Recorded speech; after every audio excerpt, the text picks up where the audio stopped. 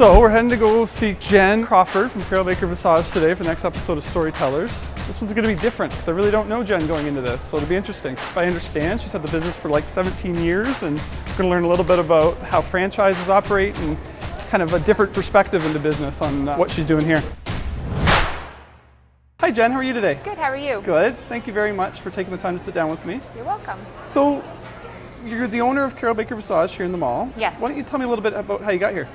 How did I get here? Well, it's a franchise. I was working in the mall at the body shop as the manager, but I wanted something more. I wanted my own business, and I heard it was for sale, so I started researching the company. I drove to Toronto, I met with Caryl Baker. Oh yeah. And I started meeting with other owners, and I decided to go for it. Cool, good for you. How has the franchise model kind of helped you grow and be here for 17 years? They are so supportive, and it's actually really been great having a franchise.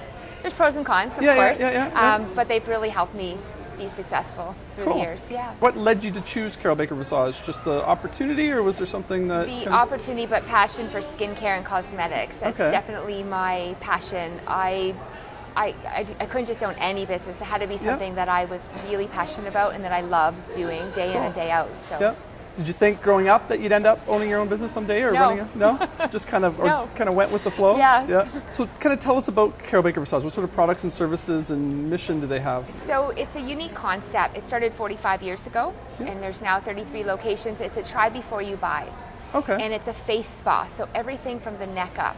Okay. So everything from makeup to facials to ear piercing to teeth whitening to waxing. Oh wow. From the neck up. 300 skincare products and cosmetic products to choose from. Our services are top-notch services. A lot of people are really spending more time taking care of themselves, really spending their hard-earned disposable income on feeling good about themselves, making themselves feel better, appearance. So product lines have changed, way more advanced ingredients in products right now. There's so many things to choose from for skincare, and you really have to know your stuff though. You really have to know inside and out, your skin inside and out. Yeah. Has the customer base changed a little bit? I'm assuming it's obviously primarily a female-dominated business. Yes, we do have a lot of men that come as well. Yes, mostly female. The customer base hasn't really changed. Just more and more customers now. That's awesome. What's the day-to-day look like around here? Day-to-day around here, well, as you can see, it's very busy.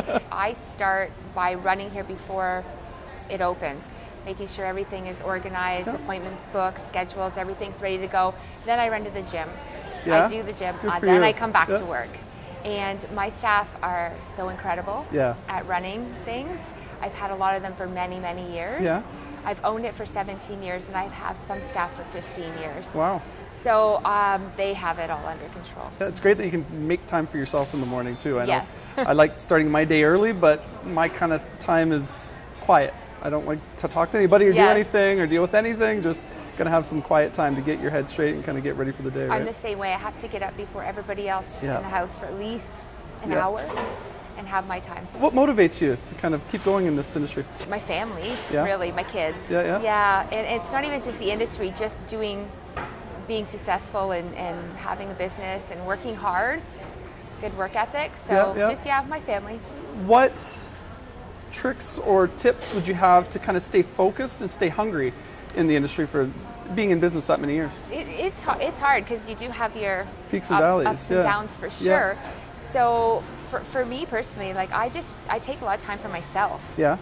Whether it's with my kids, whether it's with my friends, whether it's with my husband, I make sure I take time for myself and do what I like to do. And even if something simple is just listening to music or doing something that makes me happy, just to make sure I always stay focused and I have my time. If I'm thinking or I'm here 24/7, it's not burnout. Healthy. Sometimes that free time helps bring in new ideas and new inspiration and stuff too. Yes, it does for sure. Is there anything that keeps you up at night? Yes. Every night. I don't sleep. I don't. Staff issues and drama and just the day-to-day unpredictable retail environment. There's something every day that keeps me up. I bet. How do you think being in the mall is different or beneficial as opposed to a brick and mortar outside? Well, definitely traffic flow and the support, the advertising, the traffic. but also the disadvantages of the many hours that it has to be open. Oh, Those yeah, are yeah. hours that even if I'm not here, I'm working because it's open. It's always on your mind. Always. Yeah, yeah. Always. It's hard to disconnect, I bet. Yeah, Very, yeah. very. How important is work-life balance to you? Very. Yeah. I can sense that. I'm very good at it, though. That's good. Yeah, I'm very organized, very Yeah. good with my time management, and really good with multitasking, and yeah, I'm really good with my balance. That's something that a lot of people that I meet in business can't say. Like the Really? work, it's pretty hard to kind of find, and I think everybody has their own definition of work-life balance, but Right. I don't know, I find it's pretty awesome that you can kind of keep that manageable and keep it in a way that you're happy with, because it always seems like one side's favoring the other at any given time. So, Right. But yeah. don't get me wrong, I burn out. Oh yeah. I have yeah. and I crash. Yeah. And it's happened a few times, not a lot, and I just deal with it. Yeah. Just You got to move keep on. pushing forward. Yeah. Yeah. How do you avoid burnout then? I Is there don't. any? You just I deal just with let it. I let it go. Yeah, I thought, how do I avoid burnout? I don't. I just let it happen. Let it I yeah. crash. I have my moment. A little freak out and then, yeah. I get back up and keep going. That's good. Yeah. Yeah. It's a different way to look at it too. I like that. Yeah. Just deal with it when it comes. Yeah. How do you define success? Success. Building a wonderful life for myself, with my family, my friends, loving the community I live in, and enjoying what I do every day, and really being able to look in the mirror and just be happy and feel proud about the decisions that I've made. Yeah. You mentioned in the community. I think you said you're active in the community, different organizations and whatnot. I'm very active Yeah. in the community. I spend a lot of time outside the business, but still Yeah, with the business. building the business, yeah. I do a lot of charity work, and I sit on a lot of committees. I'm involved with the college. How do you make your decisions on organizations and things that you get involved with outside? Because I'm sure you get pulled in a number of different directions. I'm really passionate. Anything that involves women, children, cancer, Cool. those just seems to be my. Yeah. So you And gravitate towards- I know that they have to be fun too. Yeah. I want to be involved in everything, but you can't. So if it's fun and if it makes me happy, Yeah. then I will be it. If it's dry and boring, It's pretty tough to get Yeah. motivated. Yeah. Yeah. What skill set do you think you bring to those organizations when you come there? What's your strongest skill set you bring? so I'm really organized Yeah. and I'm a go-getter. Yeah. You ask me to do something, it's done before you even write it down That's that I awesome. have to do it. So In your opinion, what are the most important skills someone needs to be successful in business? communication Yeah. and motivation, time management, Yeah. for sure. Yeah. Just having passion. I think that speaks volumes. Having passion for what Yes. you're doing, you can kind of push through the burnout, push through that sort of stuff, for sure. My line of business, empathy, working Yeah. with having 10 female employees. You have to have empathy. The majority of my staff's female, so I can Yeah. kind of relate to that. In our early days, when we started out, I was the only guy for about the first 10 years, so Oh, wow. it was interesting. Yeah. What's your biggest success or satisfying moment in business? I was only about 3 years into owning the business, and I was nominated for a Chamber of Commerce award. Oh yeah, good for you. And I won. Right on. And then I moved on to win a second award. They put you in another category, Yeah. and then you can win the bigger. Yeah. And so I won those, and that was just really cool. I was only 29 years old. Oh wow, And that's awesome. I'd just been in business for 3 years, working 7 Good for days a you. week. So yeah, that I think my biggest Yeah. moment. So you started in business early then, when you were I young. did. Yeah. Yeah, I was 26. So what sort of challenges do you think you had starting at that age versus did you get that sort of pushback of young? And I started when I was young too, and I know what we had to run into. Yeah, so. I did a little bit, but not really, because I'm really confident and I Good just for you, pushed yeah. through. And I actually think it was better starting younger because I have more energy Yeah. to put into it, Yeah. so that now, 17 years later, I can step back a little bit, True, take yeah. time with my Yeah. kids and my family. Yeah, you put in your 10,000 Yes. hours. Failures. What would you maybe chalk up to one of your bigger failures, and how did you overcome it, and what did you learn from it? Okay, so I don't like that word. Okay. I think difficult times There you go. are learning experiences. And I know this 100%. sounds cliche, but you become who you are, and I become who I am because of my learning experiences, whether good or bad. I don't have any regrets, and Yeah. I would do it again the same way, For sure. because it has made me who I am. Are there any opportunities that you may have missed and regret not jumping on? I don't think there is. Looking over the years? No, Yeah. no. I knew that question was coming, and I thought about it, but I really don't think I missed any opportunities. That's great. How important are relationships in what you're doing in business? Very important.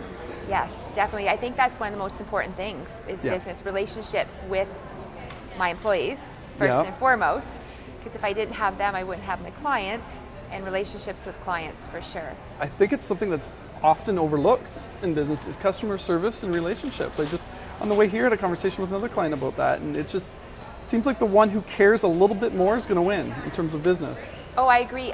We pride ourselves on absolute best customer service. Yeah. So you have to have that, and you have to write. We have a computer program where we write little notes on all of our clients. So you remember, how was your trip to Disney? And you use them. That's the big thing. They think, how do you remember that? But we have to have a good relationship. Communicating this with the staff, and they build their relationships with the clients as well. And I get the positive feedback from the clients about the staff. There's nothing better than hearing. Oh, nothing better, I know. But more importantly, I have to have good relationships with my staff. Yeah. If I don't, then they're not happy, and then they don't want to be here. It's the face of the business. Yes. Yeah. Culture. What kind of culture exists in your business, and how do you nurture that? In this business here, it's a really it's close knit. Really close knit. Really can get emotional. Customers coming in, we're kind of like the therapist sometimes. Oh yeah. And so you have to have your confidentiality as well, but really being there, listening to, not talking sometimes, just listening to the client. What's your kind of recruiting process look like when you're bringing on new staff? How do you make sure they're going to fit with the culture that you built? I hate interviews. I know. I hate them. I hate them so much because they always go so great, and then you get someone, and so really my interview is not an interview, it's a conversation. And it's talking to people who know the people that are applying. And then I hire for personality 100%, not for skill. You can train skill. You can train skill, absolutely. Yeah. So is that probably the most important thing you look for when hiring is personality? Oh, yes. Yeah, for sure. Yes. What methods do you use to keep your team motivated? Oh, I'm really good at keeping them motivated. I'm all about contests. Oh, yeah? and buying them things and taking them places. Bribe them. I do. You know what? They love it. They love treats. I'm always getting them something. Somebody's pregnant and I throw a baby shower. Somebody's getting married, I throw their bridal shower. Cool. And I take them on little getaways. We have fun parties, something different. Yeah. So whether it's buying them coffee one day or taking them out of town in a limo out to dinner another day, I'm pretty good to them. That's awesome. What's the best piece of advice you've ever received? Don't feel the need to fit someone else's idea of what you should or shouldn't be, but just be true to yourself. That's a good one. It's a really good one. Yeah. Do you have any mentors you work with as to kind of go there, or any resources you can lean on? Any mentors? I have a lot of friends in business, and we do all hang out together, and we have a lot in common, and we bounce ideas and all different businesses. It's amazing how much crossover there is with struggles and issues. Yeah, I see that quite a bit as well. What's your secret to achieving long-term success? Long-term is there's going to be really hard times. There's going to be days where you want to give up. You actually maybe do give up, but I have to get up and show up and just push forward and do it and get through it. And try to keep a smile on your face. Absolutely, always smiling. I'm always smiling. You will never know I'm having a bad day. What's going on? So that's my secret. That's great. Just keep going. Is there one person or business that you admire or admire most? Yes. You knew this question was coming too, didn't you? Yes, I did. I didn't have to think hard about it. I do have a lot of friends in business that I admire, but one I really admire is One Tooth and the girls from One Tooth, Heather and Patty Jo. Yes. How successful they've become and how they're always smiling and how they love what they're doing and how happy they are and how we just fit so well together. That's awesome. And you share advice and share ideas. Absolutely. Cool. Yes. Usually, on a getaway somewhere over a glass of wine. Two. A bottle of wine. 3. That's great. It's nice to have somebody that close that you can bounce ideas off of too, right? So it really is. And not so much of a formal setting or anything like that. It's interesting, Sometimes it's not even just bouncing an idea. When you're having a really rotten day or an employee did something that's driving you mad, my husband doesn't understand. He just pats me on the shoulder and says, it's okay. Yeah, yeah. So that's who you call because they have been through it. Yeah, so it just helps. Yeah. I think I know the answer to this one. I'm going to ask it anyway. If you had a chance to start over, would you do anything different? I wouldn't. Same industry, same course? Same industry. Did you ever think about doing something other than the franchise model maybe? Yes. Yeah? Yes. Yes and no. I think because of how young I was, I needed the franchise. Perfect. Yeah. If I was to start over right now, then maybe it would be a different. With what I know right now, then it's a different direction. Not as much of a learning curve now. Yeah. I always used to think, oh, if I could start over, I would just have a normal job, and I would have weekends off, and I would have set holidays, and I could go to sleep at night and not think about it. But then reality hits, and I would hate that. That's why I wanted to have my own business. Yep. I love the freedom and the flexibility of being able to go on every one of my son's class trips, volunteer at the school. You know, I always regret, oh, I didn't get a maternity leave. I went back to work after 10 days. But then on the other hand, the pros outweigh the cons. Exactly, yeah. There's no really ceiling in terms of how far you can grow. Right. This is a new question. Oh. Do you think you'd make a good employee? At this stage in business? At this stage, absolutely not. Because I know all the ins and outs of all the new government regulations now, and I would use every one of them. I'm going to say that'll look quieter. I'd either be the best or the worst. Yeah, and you know what? That's a really good answer. I almost feel like I would ask for too much time off because I've gotten used to that. Yeah. Where do you see yourself in 5 years and 10 years from now? 5 years, still doing the same old thing. 10 years, I'm out. I'm retired. Yeah. I'm going to be reading books, sitting by a pool, and traveling. I say that might only last a couple of weeks. I'll probably get bored. But that's my goal. 10 years. What's the most valuable piece of advice you could give somebody starting out? I don't think there's one thing. I guess be committed to your passion and take risks. Don't stop learning and share that knowledge. Yeah. I see it even with the group of friends I grew up with, everybody that starts following their passion and then gets scared and goes to the comfortable area, right? Yes. It's just the ones that can actually drive through, I think it definitely pays off in the long run. Yes, I think so too, for sure. Yeah. What sort of challenges or obstacles have you overcome in regards to management and managing employees over the years? So I have to say, I think that's the hardest part about owning a business is the employees.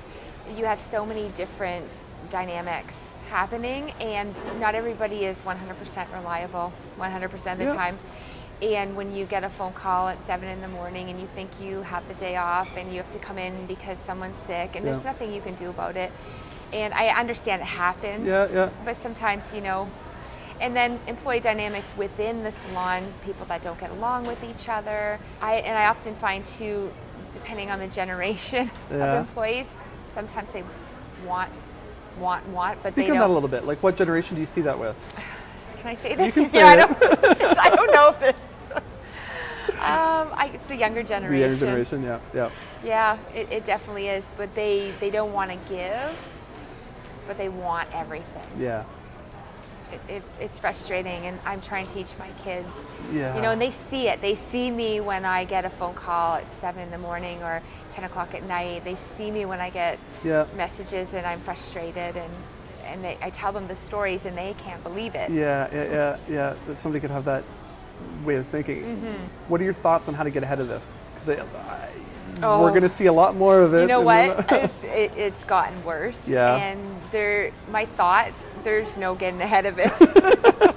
Not right now. Deal and adapt. Really, you just have to go with it. Yeah. And I just learned to not let it stress me out. Yeah. And I used to get in a panic if someone called in sick because, okay, we've got to move appointments, we've got to call clients. Yep. I just let it go now. I just call the client and I say, sorry, I can't do it. You got to come another day. And before, that used to really put me over the edge. Because I hated to do that. Yeah, my only kind of input on that is there is really good ones out there, younger ones. There is. And that's where I've done a lot of research into millennials and kind of what we should expect coming up, both on the buyer side and the employee side, and I think it gets better. I really do think, and I think they're out there, and I think even when you look at the concept of, there's a couple that definitely are lazy or that sort of thing, but I know a lot of 40, 50, 60-year-olds that are lazy and that sort of stuff too. Sure. So I completely see where you're coming from, appreciate where you're coming from, but I think at least I want to hope it's going to get a little better, and that there is really good ones out there for sure. So you're saying there's a light at the end of the There tunnel? should be, I hope. But overall, I think they're going to really help the next 5-10 years for us in business in terms of what the value they're going to bring to the market and the new insight and different way they're doing things. I think it's going to be pretty interesting next few years. So. There's an aesthetics program at the college. I actually taught in it for 10 years. Wow. Yeah. And I'm not teaching anymore, but I still sit on the committee for this program, and I take the students on their field placement. I take them into my salon every Friday. So I get to have the firsthand, and I get to cherry see pick the and best check ones. them. And and that's how I actually have got most of my staff over the years is through teaching. What did you think of the teaching gig when you had that? I loved it. Did you? I loved it.